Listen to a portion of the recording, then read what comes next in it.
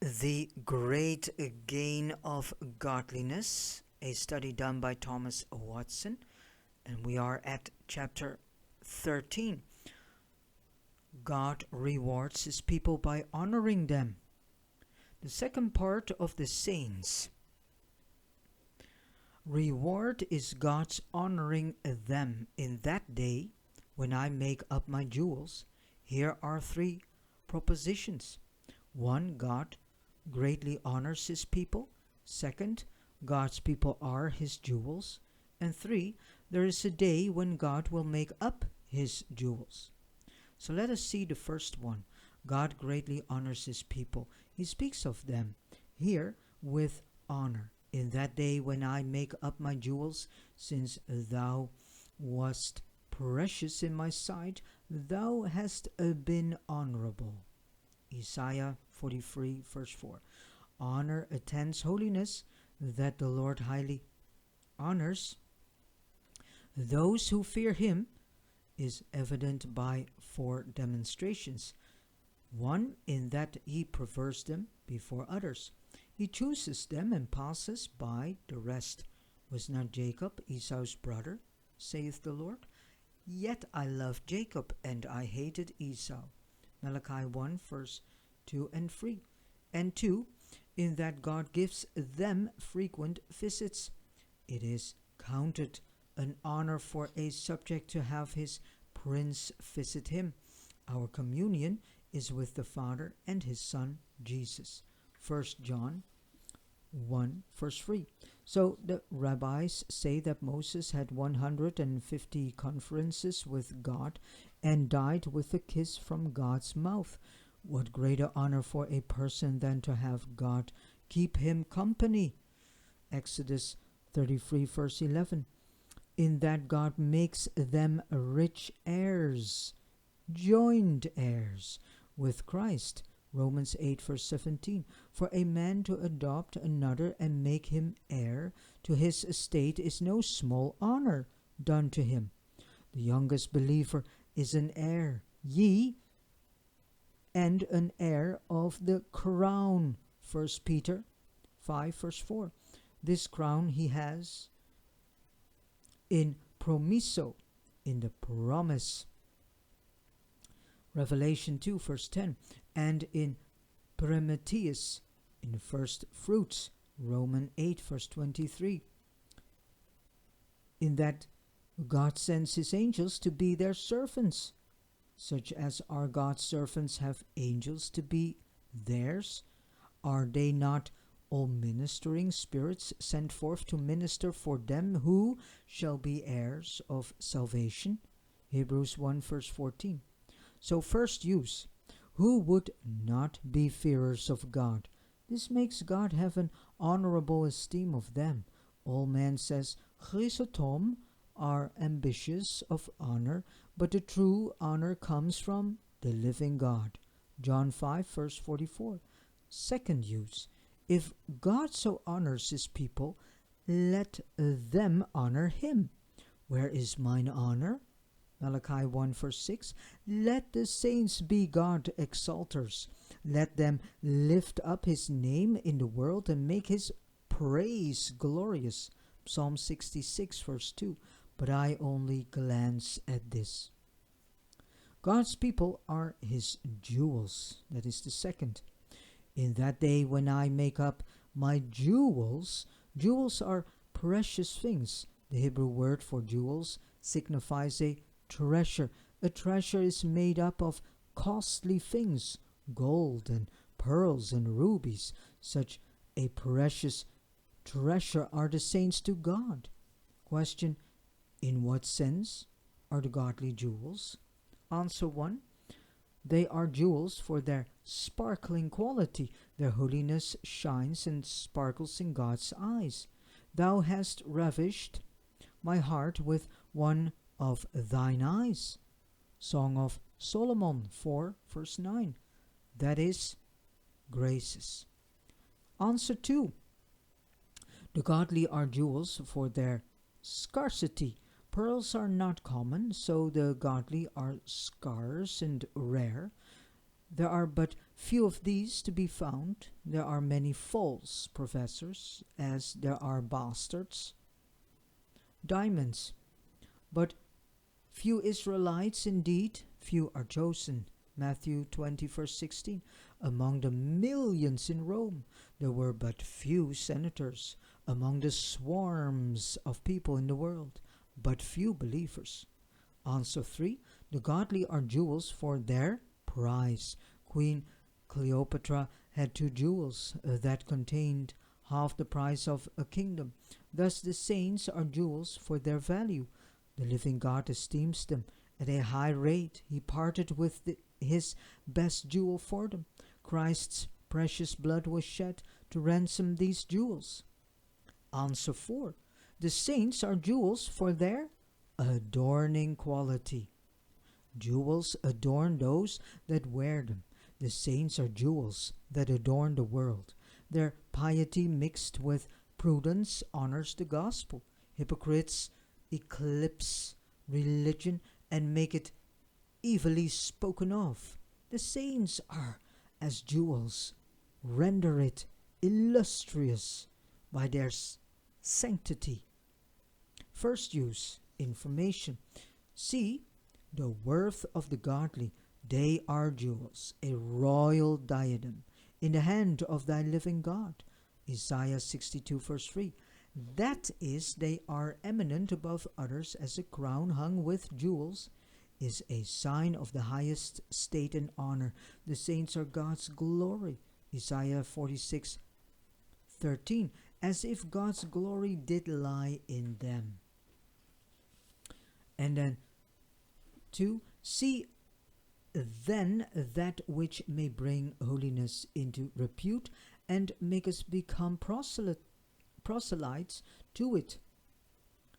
It casts a splendor upon us and makes God number us among his jewels. Some are loath to embrace godliness for fear it will be a stain on their reputation and bring them out of favor with great men. But you see how it raises a person's renown. It makes him precious in God's sight. He is a jewel. Believers, on account of their mystical union with Christ, have a preciousness above the angels. The angels are morning stars. Job 38 verse 7. Believers are clothed with the sun of righteousness. Revelation 12 verse 1. So, point 3, see the different opinion that God has of the godly and the wicked. The one he esteems precious, the other vile. I will make thy grave, for thou art vile. Nahum 1 verse 14. This is spoken of King Sennacherib. Though he was by birth noble, yet he was by sin vile. The Hebrew word for vile signifies of base esteem. Though the wicked are high in dignity and worldly grandeur, yet God slights them. A dunghill may be higher than other ground, but it sends forth noisome vapors. They are altogether become filthy. Psalm 14 verse 3.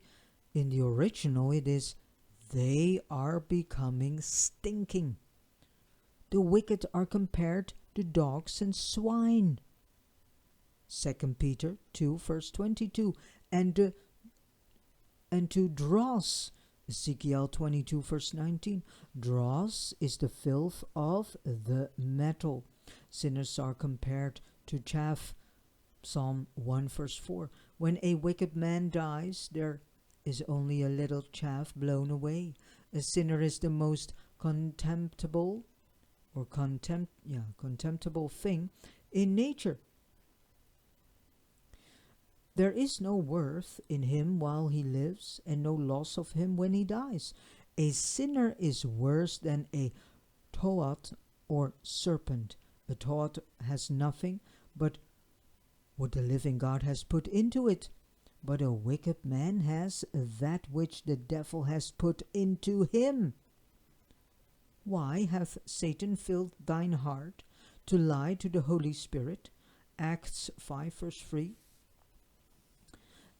Point 4. See what a high estimate we should set upon the godly. They are jewels.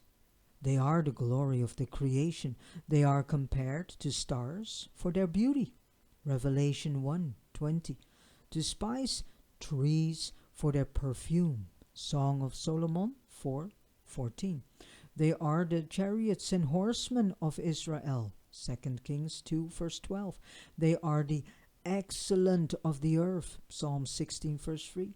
So the Lord would soon break up house in the world. So the Lord would soon break up house in the world, but that he has some jewels in it.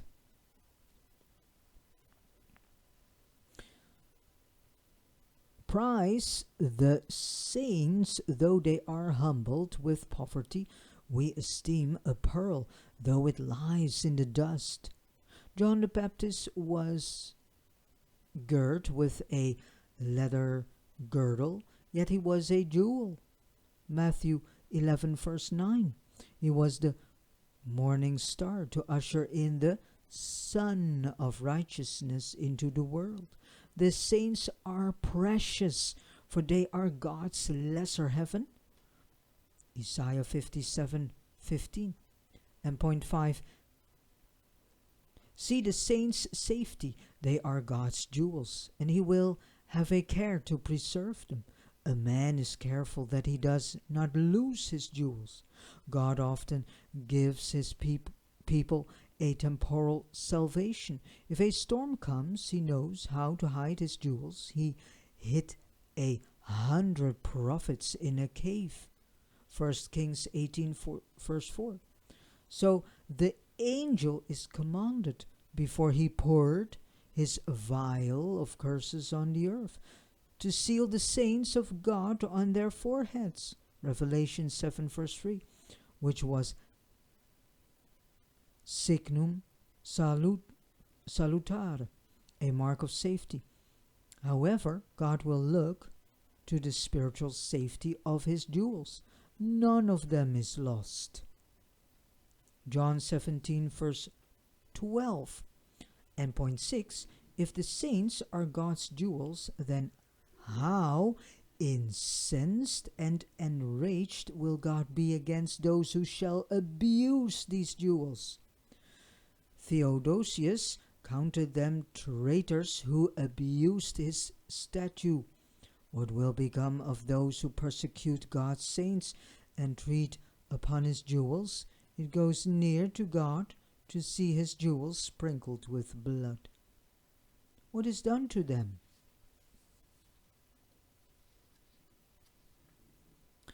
The Lord takes as done to himself. Why persecutest thou me? Acts 9 verse 4. When the foot was trod on, the head cried out. The saints are God's royal diadem. Isaiah 62 verse 3.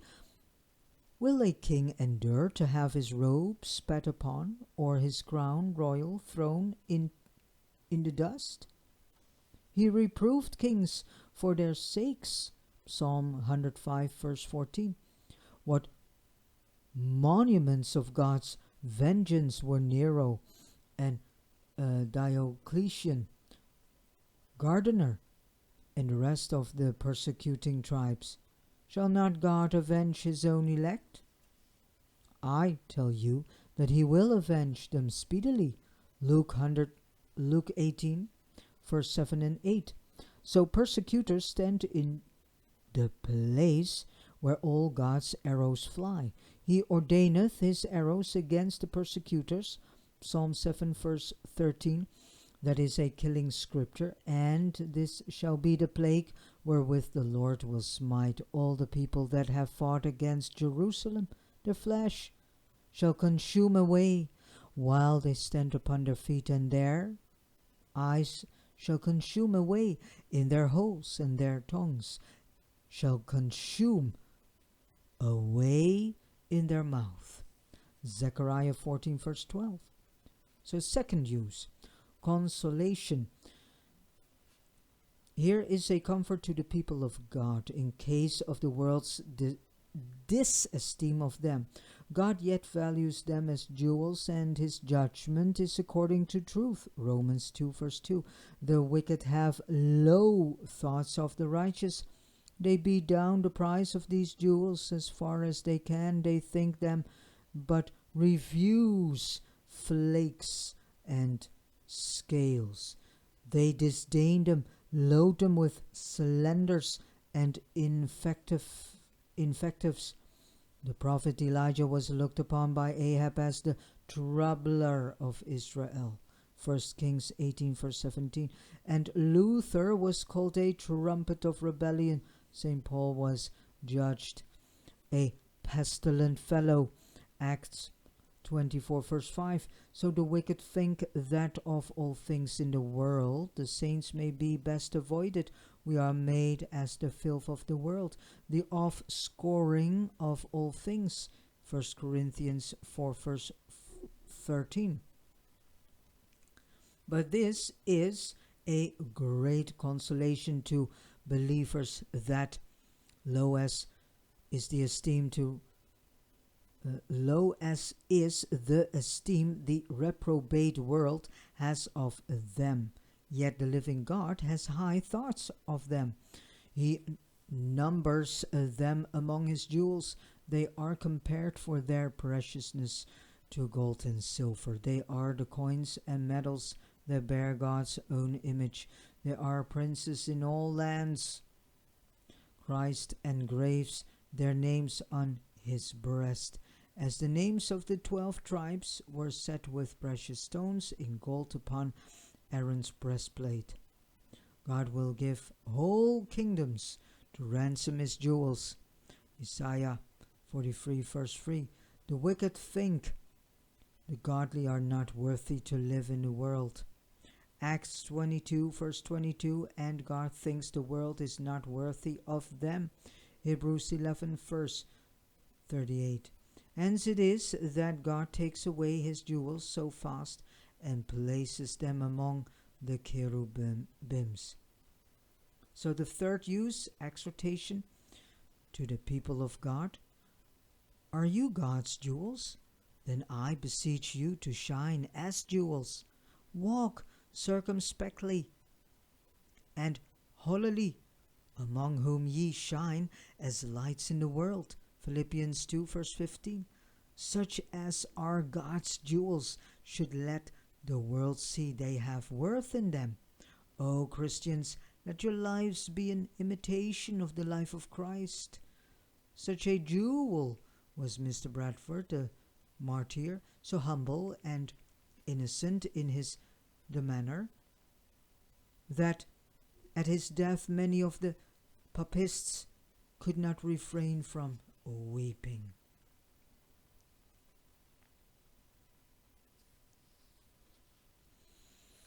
Are you God's jewels? Do nothing that may eclipse or sully your luster. When professors are proud, envious, or censorious, when they break their promises or cheat their creditors, these do not like saints. What will others say? These are the devil's lumber, not God's jewels. Oh, I beseech you, who profess to be of an higher rank than others, honor that worthy name by which you are called. Shine as earthly angels, but ye are a royal priesthood, a peculiar people, that ye should show forth the praises of him who hath called you. 1 Peter 2 verse 9. Alexander would have the Grecians known not only by their garments, but their virtues. God's people should be known by the sparkling of their graces. Shall there be no difference in behavior between the wicked and the godly, between a clod of earth and a diamond? Let it appear that you are candidates for heaven, you who are God's people. The Lord expects some singular thing from you. Matthew 5 verse 47. He looks that you should bring more glory to him, and by your exemplary piety make proselytes to religion. Second, the godly should be thankful. God has taken you out of the rubbish of mankind and made you jewels. He raiseth up the poor out of the dust, that he may set him with princes. So God has raised you out of the dust of a natural estate and ennobled you, that he may set you with angels, those princes above.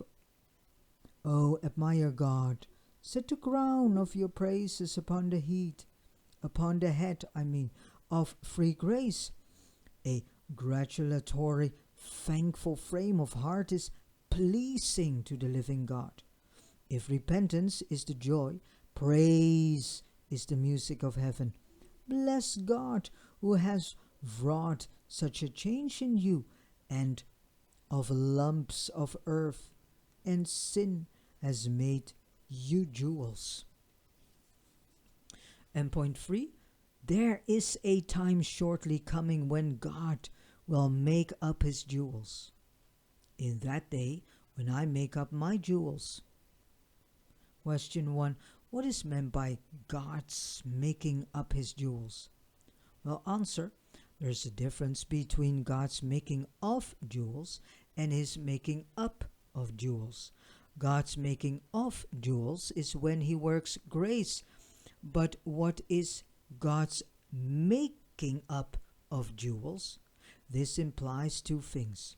Firstly, God's gathering his saints together. God's making up his jewels implies his gathering his saints together. The godly in this life are like scattered pearls. They lie distant one from another and are dispersed into several regions, but there is a day coming when God will gather all his saints together. As one puts all his pearls together on a string, there must be such an aggregation or gathering together of God's scattered saints.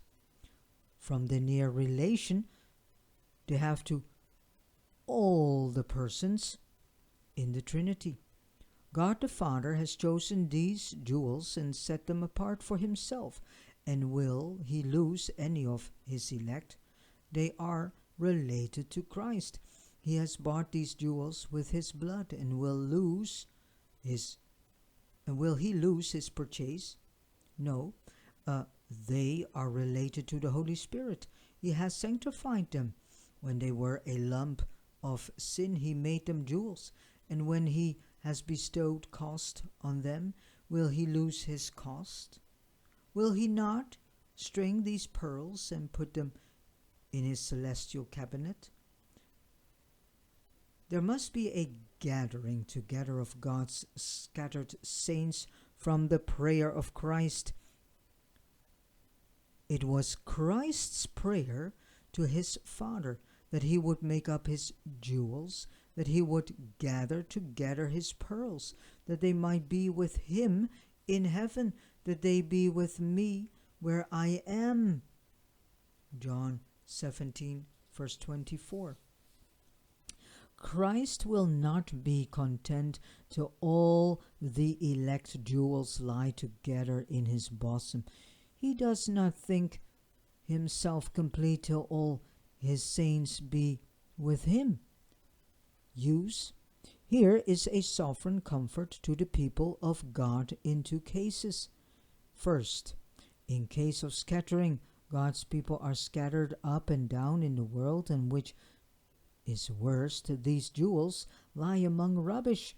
They dwell among the wicked. Woe is me that I dwell in the tents of Kedar. Psalm 120, verse 5. Kedar was Ishmael's son. Who is me, says David, that I live with an Ishmael brood? The wicked are still molesting the righteous. God's jewels lie scattered among the unclean. But here's the comfort. that shortly God will gather his people from among the wicked. He will make up his jewels, and all the pearls and precious stones shall be by themselves in bliss.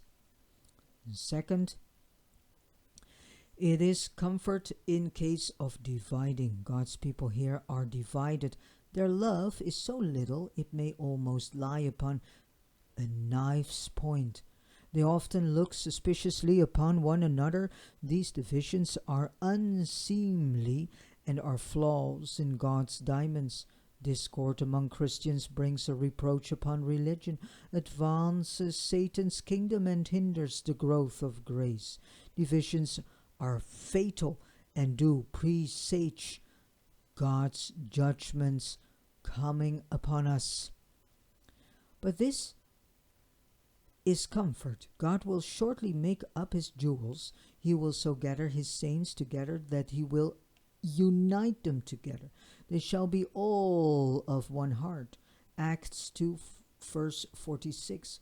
What a happy time it will be when the saints shall be as so many pearls upon one string, and shall accord together in a blessed unity.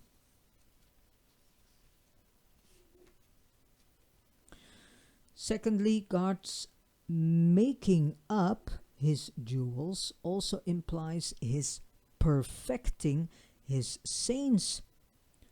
A thing is said to be made up when it is perfected. You make up a garment when you perfect it. You make up a watch when you put all the wheels and pins in perfect order. So God's making up his jewels signifies his perfecting them. The godly in this life are imperfect. They cast but a faint lustre of holiness. They receive but the first fruits of the Spirit. Romans 8 verse 23. That is a small measure of grace. The first fruits under the law were but a handful compared to the whole vintage. The consideration of this may humble us. If we are jewels, yet imperfect, our knowledge is checkered with ignorance. 1 Corinthians 13 verse 5. Our love to God is feeble. Behold here, clouds in the diamond. This may take down our top sail of pride to consider how incomplete we are. But when God shall make up his jewels and perfect his saints, it will be a glorious time. And this brings me to the second question. Question 2. What is that day when God will make up his jewels? Well, answer. Firstly, God makes up his jewels at the day of death. He makes the saints' graces perfect. For this reason the saints departed are called the spirits of just men made perfect. Hebrews 12:23.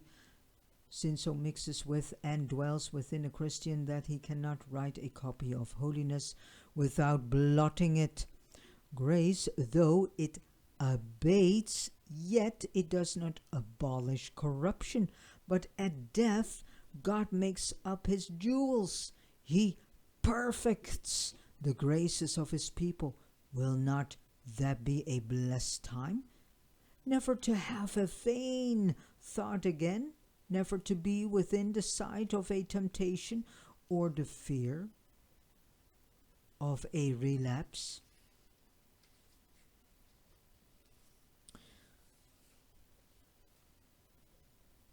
This, I think, may make death desirable to the godly. Then the Lord will make up his jewels. He will complete the graces of his children. They shall be as holy as they desire to be, and as God would have them to be. How will God's diamonds sparkle when they shall be without flaws?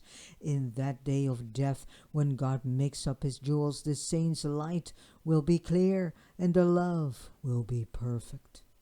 Their light will be clear, so they shall be so divinely irradiated that they shall know the deep things of God. They shall, in this sense, be as the angels. Matthew 22, verse 30. Their faculty of thought shall be raised higher and made more capacious than in inonancy. Through the crystal glass of Christ's human nature, the saints shall have glorious transparent sights of God. They shall know as they are known. 1 Corinthians 13, verse 12. A riddle too mysterious for us mortals, if not for angels to expound. In that day the saints' love will be perfect. Love is the queen of the graces. It outlives all the other graces. In this life our love to God is lukewarm and sometimes completely frozen. A believer weeps that he can love God no more, but at the day of death, when God makes up his jewels, then the saints' love shall be seraphic. So the spark of love shall be blown up into a pure flame, and the saints shall love God. As the schoolman says, as much as they are able. They shall love him superlatively and without defect. They shall be made up of love. O blessed day of death, when God shall make up his jewels. The saints' graces shall shine forth in their meridian splendor. Secondly, God makes up his jewels at the day of the resurrection. Then he makes the saints' bodies perfect.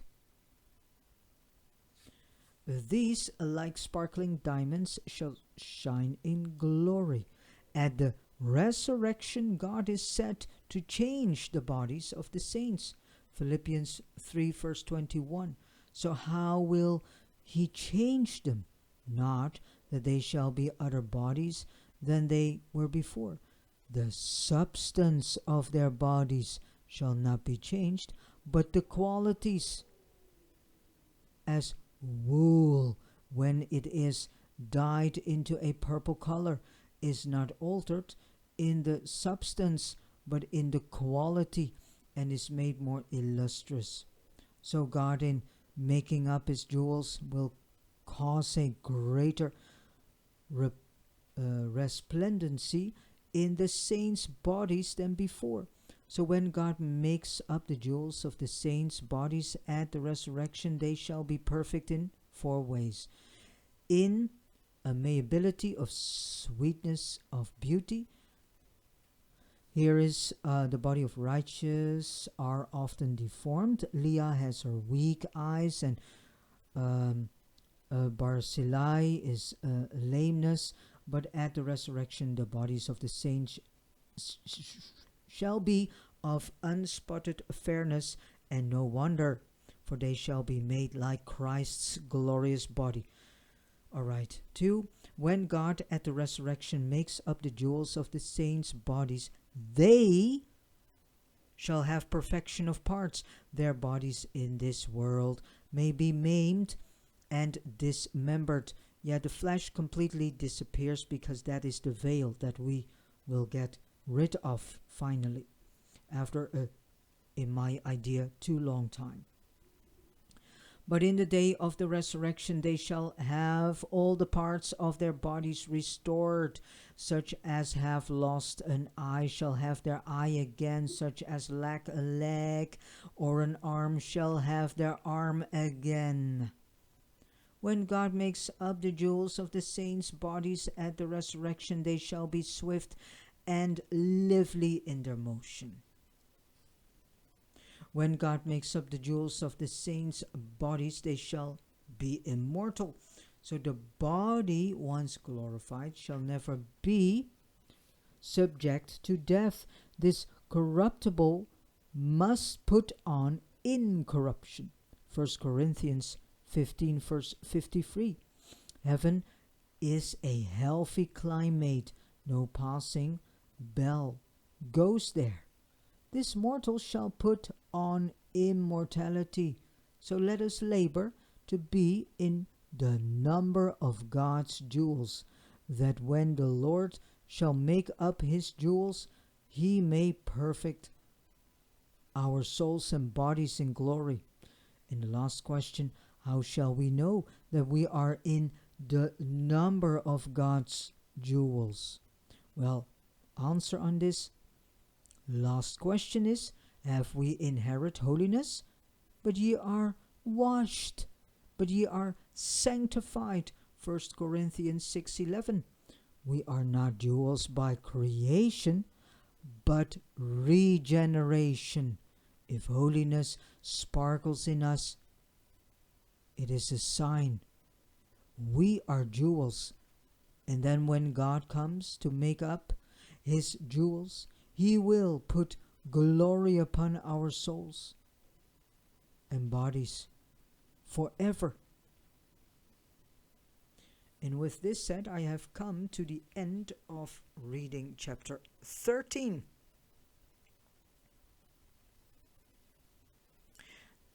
And thank you so much for listening, and God bless you.